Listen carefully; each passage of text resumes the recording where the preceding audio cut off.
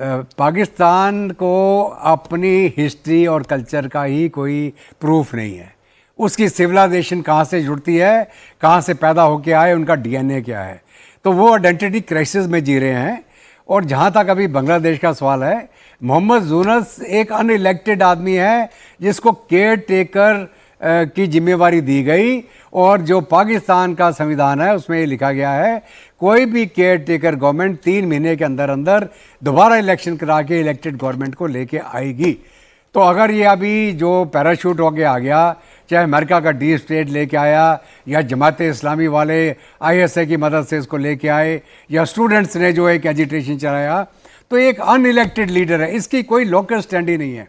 तो जब तक कोई इलेक्टेड गवर्नमेंट बांग्लादेश के अंदर बन नहीं जाती है, तो कोई भी एक बड़ा फैसला उस देश के लिए लेना इनके हक में नहीं है, इनके पावर में भी नहीं है। वो कोई भी केयर टेकर गवर्नमेंट कोई स्ट्रेटजिक डिसीजन नहीं ले सकती है। चाहे वो जो रखाइन कॉरिडोर की बात कर रहे थे, और आर्मी चीफ जो वाकुर जमान ने बोला कि आप नहीं ले सकते हैं ये, जबकि इलेक्टेड गवर्नमेंट आएगी वही फैसला लेगी कि हमने बांग्लादेश के बारे में क्या करना है। जहाँ तक जमात का सवाल है, ये वो लोग हैं जो रज़ाकार कहलाते थे जब ईस्ट पाकिस्तान था, और इन्होंने ईस्ट पाकिस्तान और पाकिस्तानी फ़ौज के साथ मिलके पूरे बंगालियों के ऊपर अत्याचार कराया। जितना लूट पाट मार जो ऑपरेशन टॉर्च लाइट के नाम से इन्होंने पाकिस्तान ने चलाया था, लाखों की तादाद में इन्होंने बंगालियों को मारा, हिंदुओं को मारा, औरतों के साथ बलात्कार किया। ये वो लोग हैं, और ये कई वो लोग भी हैं जो यहाँ पर नाजायज औलाद पैदा हुई किसकी, पाकिस्तान फ़ौज की, वो सारे आज के दिन में जमात के अंदर हैं। तो कहने का मतलब ये है कि बांग्लादेश के अंदर जब तक इलेक्शन नहीं हो जाते, जब तक कोई इलेक्टेड गवर्नमेंट नहीं आ जाती, बांग्लादेश का फ्यूचर डिसाइड नहीं हो सकता है। केयर टेकर गवर्नमेंट को जल्दी से जल्दी इलेक्शन करना चाहिए, और वही पाकिस्तान का चीफ बोल रहा है। देखिए, ब्रिटिश ने जब पार्टीशन किया था बंगाल को अक्टूबर 1905 में, लॉर्ड कर्जन ने किया था। उन्होंने इसको डिवाइड किया था एडमिनिस्ट्रेटिवली। वैसे अगर आप देखें तो इसी जगह से हमारे जो तुम मुझे खून दो मैं तुम्हें आज़ादी दूंगा, वो पूरी मूवमेंट यहीं से शुरू हुई थी, और वो बिल्कुल सेकुलर मूवमेंट थी। लेकिन जो मैं पॉइंट हाईलाइट करना चाहता हूं, अनडिवाइडेड पाकिस्तान नहीं है, अनडिवाइडेड बंगाल था। और बंगाल ब्रिटिशर्स की पॉलिसी से उन्होंने हिंदू मुस्लिम का डिवीजन वहां पे किया, एडमिनिस्ट्रेटिव रीजन दिया, लेकिन एक्चुअली वो जरूरत नहीं थी।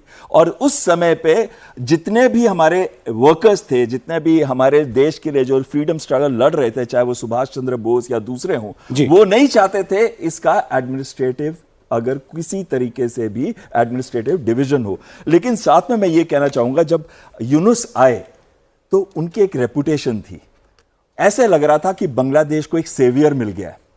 लेकिन हुआ क्या, वो अपने आप को आइकॉन दिखाना चाहते हैं आज के टाइम में। उन्हें चाहिए कि जितनी जल्दी इलेक्शन हो सके, इलेक्शन करके इलेक्टेड पार्टी को दें। उन्होंने अवामी लीग को तो बैन कर दिया, और जमात इस्लामी को वापस लेके आ गए हैं, जो इनके बहुत क्लोज है। और जमात इस्लामी इनके क्लोज है, और जो स्टूडेंट्स का प्लेटफॉर्म है, जो अब नेशनलिस्ट पार्टी बन चुका है, नेशनलिस्ट सिटीजन्स पार्टी बन गया है, वो चाहते हैं कि ये 5 साल तक रहें। वो इसलिए चाहते हैं कि उनका ऑन द ग्राउंड कहीं पे भी इतना सपोर्ट नहीं है कि वो अपनी गवर्नमेंट फॉर्म कर सकते हैं, और उनको लगता है कि बीएनपी फॉर्म कर लेगी गवर्नमेंट।